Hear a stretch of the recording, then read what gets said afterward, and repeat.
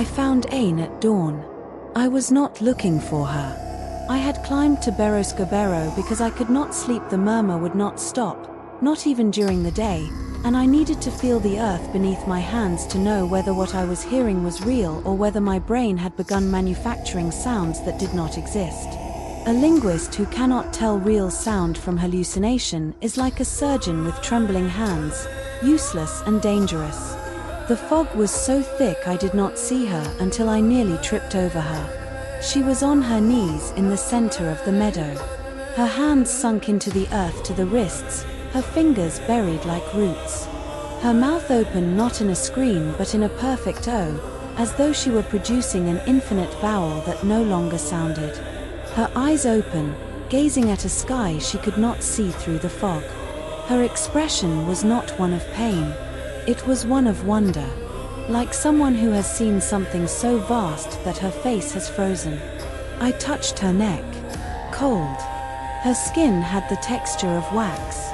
She had been dead for hours. But the worst part was not that. The worst part was her hands. When the paramedics pulled them from the earth, they took 40 minutes to arrive from Elizondo, an eternity during which I was alone with Ain's body and the pulse of the meadow beating beneath my knees. Her fingertips were burned. Not reddened. Burned. Burst blisters, charred skin, the unmistakable smell of flesh that has touched something far too hot. As though the earth of Beroscobero had been ablaze where she had touched it. The forensic examiner from Elizondo ruled cardiac arrest. Probable cause: prolonged exposure to nocturnal cold. The burns he did not mention in the report, or was told not to mention them. Small villages have their own protocols for things that do not fit on official forms. Conchi shut herself inside her farmhouse. She did not open the door to anyone for 2 days. Not to Miran, not to Inaki, not to Jones. From outside you could hear something that might have been a prayer or might have been the ahotsak. The farmhouse walls were too thick to tell. Miran cried silently throughout the morning, seated in her kitchen, surrounded by her books.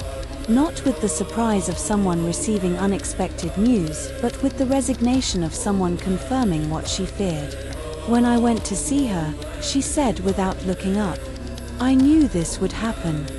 One voice alone does not contain. It calls. And what calls you sometimes devours you." Jones found me at the village bar. He was sober, which was worse than if he had been drunk. His clarity carried a force that alcohol would have dissolved.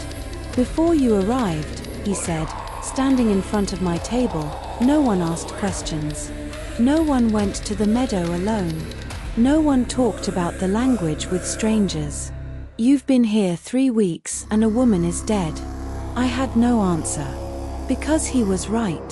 My presence had altered an equilibrium that functioned precisely because no one questioned it. Until I arrived. "It wasn't my fault," I said, and the words sounded hollow even to me. "No," Jones said. "It was Ain's fault. Because you gave her hope. You made her believe someone could take over. That the language wouldn't die with her. And that hope made her reckless." He left. He did not pay for his coffee. There was no need. In small villages debts are carried differently. Lander appeared that afternoon. He carried a leather briefcase I had not seen before, old, worn, with initials that were not his embossed on the flap. He sat across from me at the guesthouse table and opened it. Inside was a document. A folio, protected by a plastic sleeve, the paper yellowed and brittle with the age of something that has existed for centuries. The handwriting was in ink that had been black and was now brown, in the cramped, regular calligraphy of a 17th century ecclesiastical official. "This," Lander said, "is the phonetic transcription an inquisitor made during the 1610 interrogations. It's in the archives of the Tribunal of Logrono. I found it 5 years ago. It is the reason I'm here." I looked at the document. It was not a literary text.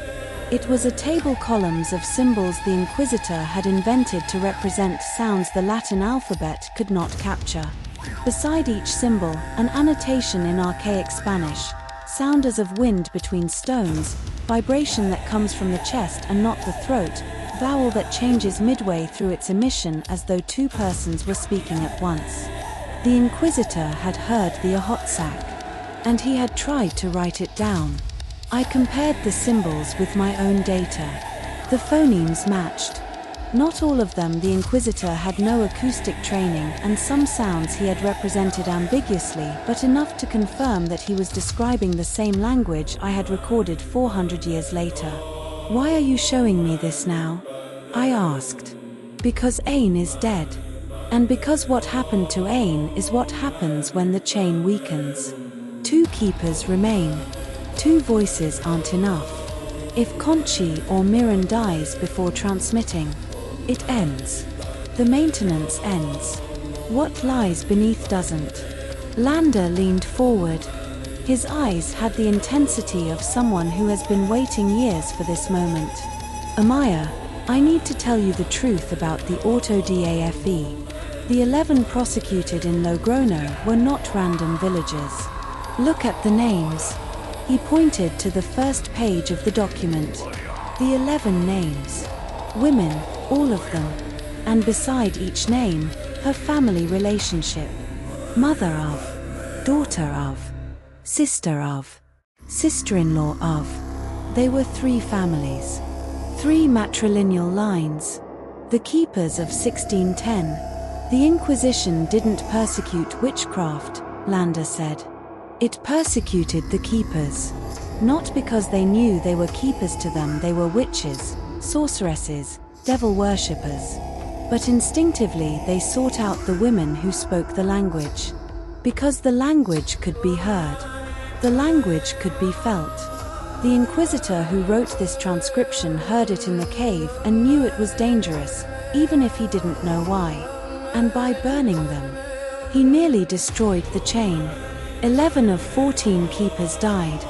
The 3 survivors, the one Salazar saved by discrediting the trial, rebuilt everything from nothing. 400 years of silent guardianship. 3 families. 3 voices. Generation after generation. And now there are 2. And now there are 2. Mirren is 75 and Conchi 82. Without a third voice, the maintenance sequence doesn't work. It's like a lock with 3 keys. With 2 you can't open it, but neither can you close it all the way. I asked what he proposed. Lander closed the briefcase. "I propose we find a third voice." He looked at me. And in his gaze, beneath the urgency and the concern and the intellectual gleam, I saw something I could not interpret. Something calculated. Something he had been planning long before this conversation. Ain's funeral was 3 days later. The entire village. The church of Nuestra Señora de la Ascensión was full, not out of affection. Ain was reserved, solitary, not especially well liked, but from that instinct of small communities that understands a death changes the composition of the air and one must be present to breathe the new air.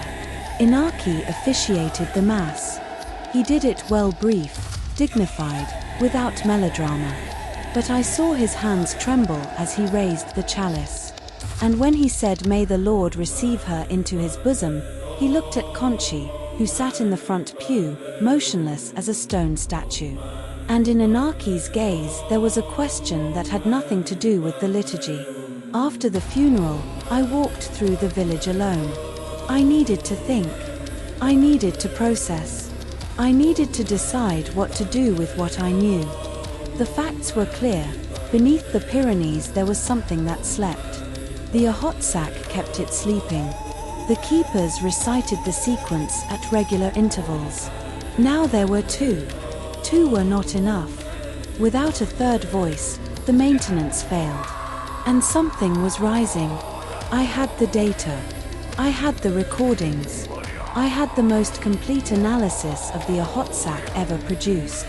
I could publish. I could build a career on this, a paper in Nature, conferences, books. The most important linguistic discovery in history. But to publish meant to write the language, to transcribe it, to put it on paper that anyone could read, in a journal anyone could buy, in a digital archive anyone could download. And what is written is read. And what is read is spoken. And what is spoken wrongly without the three voices, without the ritual, without the knowledge of what is being said and for whom does not contain. It calls. I sat on a bench outside the church. I took the recorder from my pocket. I looked at it. Inside that machine was the hot sack. 116 minutes of a non-human language, spoken by my own voice while I slept.